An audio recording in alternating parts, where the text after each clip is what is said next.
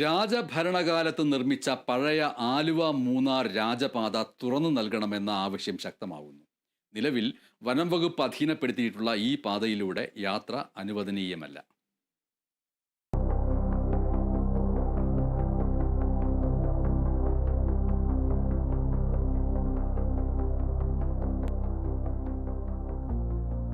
ആയിരത്തി 1924 വെള്ളപ്പൊക്കത്തിന് ശേഷമായിരുന്നു പഴയ ആലുവ മൂന്നാർ രാജപാതയിലൂടെയുള്ള യാത്ര തടസ്സപ്പെട്ടത്.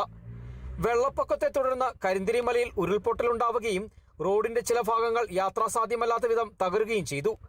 പ്രളയാനന്തരം അടിമാലി വഴി ആലുവയെയും മൂന്നാറിനെയും ബന്ധിപ്പിച്ച് പുതിയ റോഡ് നിർമ്മിച്ചതോടെ രാജപാത ഉപേക്ഷിക്കപ്പെട്ട് കാലക്രമേണ വനംവകുപ്പിന്റെ അധീനതയിലായി. യാത്ര തടയപ്പെട്ടു. എന്നാൽ പൊതുമരാമത്ത് വകുപ്പിന്റെ ഉടമസ്ഥതയിലുള്ള റോഡിൽ വനംവകുപ്പിന് യാതൊരു അധികാരവുമില്ലെന്ന് ആലുവ മൂന്നാർ രാജപാത മാങ്കുളം ജനകീയ സമിതി കൺവീനർ ഫാദർ ജോർജ് കൊല്ലംപറമ്പിൽ പറഞ്ഞു. ഈ റോഡ് നടക്കുന്നത് വരെ നമ്മളുടെ ഈ മാങ്കുളത്തെയും അതുപോലെ കുട്ടമ്പുഴയിലെയും പൂയംകുട്ടിയിലെയും ആളുകൾ ഒരുമിച്ച് ചേർന്ന് സമരം ചെയ്യും. നിയമപരമായ രീതിയിലൂടെ മുന്നോട്ട് പോകും. റോഡ് തുറന്നാൽ യാത്രാ സൗകര്യം വർദ്ധിക്കുന്നതിനോടൊപ്പം ടൂറിസം, കാർഷിക വാണിജ്യ മേഖലകളിലും പുരോഗതിക്ക് കാരണമാകുമെന്ന് മാങ്കുളത്തെ ആദ്യകാല കർഷകനായ നാട്ടുകാർ മത്തപ്പാപ്പൻ എന്ന് വിളിക്കുന്ന മാത്യു പറയുന്നു. ഈ വനസംരക്ഷണത്തിനും ഈ റോഡ് തിറക്കേണ്ട അത്യാവശ്യമാണ്. കാരണം എന്താണെന്ന് വെച്ചാൽ ഈ കാട്ടുകള്ളന്മാർക്ക് ഉള്ള സ്വൈരവികാരം ഇപ്പം ഉണ്ട്. കാരണം ആരുടെയും ശല്യമില്ലല്ലോ. അപ്പോൾ ഈ കാട്ടുകള്ളന്മാരെ കാടിനെ രക്ഷിക്കാനും ഈ റോഡ് തുറന്നു കൊടുക്കേണ്ടത് അത്യാവശ്യമാണ്. ജനങ്ങൾക്ക് വളരെയധികം ഗുണപ്രദമാണ്, വളരെ ലാഭമുണ്ട്. അതുപോലെ തന്നെ മൂന്നാറ്റിലുള്ളവർക്കും അടിമാലിയും മാങ്കുളം മുതലായ കാർഷിക ഏരിയയിൽ നിന്നൊക്കെ ആൾക്കാർക്ക് കോതമംഗലത്തെത്താൻ വെറും 40 കിലോമീറ്റർ കൊണ്ട് മാങ്കുളത്തുനിന്ന് കോതമംഗലത്തെത്താം. ഞങ്ങൾക്കിപ്പം മാങ്കുളത്തുനിന്ന് അടിമാലി വരെ എത്തണേ 30 കിലോമീറ്ററാണ്.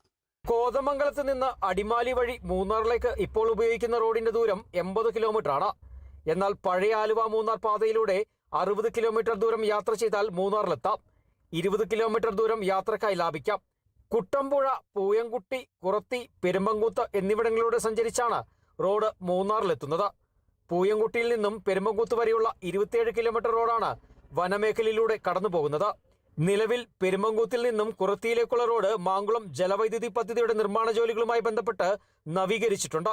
എളമ്പളാശ്ശേരിയിൽ നിന്നും ഒരു 13-14 കിലോമീറ്റർ ഉള്ളിലാണ് താമസിക്കുന്നത്. അപ്പോൾ ഞങ്ങൾക്ക് ഈ റോഡ് തുറന്നു കിട്ടുവാണെങ്കിൽ ഞങ്ങൾക്ക് ഹോസ്പിറ്റലിൽ പോകാനും എല്ലാ തരത്തിലും ഞങ്ങളുടെ കുടിക്കാർക്ക് വളരെ പ്രയോജനമുള്ളൊരു റോഡാണ് എളമ്പളാശ്ശേരി റോഡ്. ചില വർഷങ്ങൾക്ക് മുമ്പ് അത് തുറന്ന് മലയോര ഹൈവേ തുറന്നു കിട്ടുകയും അതിന്റെ പണിയൊക്കെ ചെയ്തു.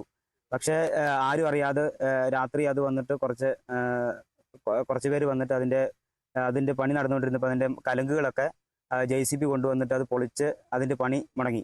അങ്ങനെ പിന്നെ പലപ്പോഴും പല രീതിയിലുമുള്ള സർക്കാരിന്റെ നീക്കങ്ങൾ ചെയ്തിട്ടും ഫോറസ്റ്റിന്റെ ഒരു തടസ്സം കാരണം ആ റോഡ് ഇന്ന് വരെ പണി നടന്നിട്ടില്ല.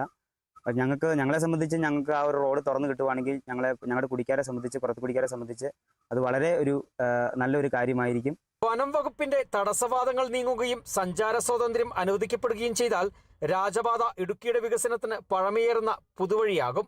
ഇക്കാര്യത്തിൽ ബന്ധപ്പെട്ട വകുപ്പുകളും ജനപ്രതിനിധികളും ശക്തമായ ഇടപെടലുകൾ നടത്തണമെന്നാണ് റോഡിനായി വാദിക്കുന്നവരുടെ ആവശ്യം.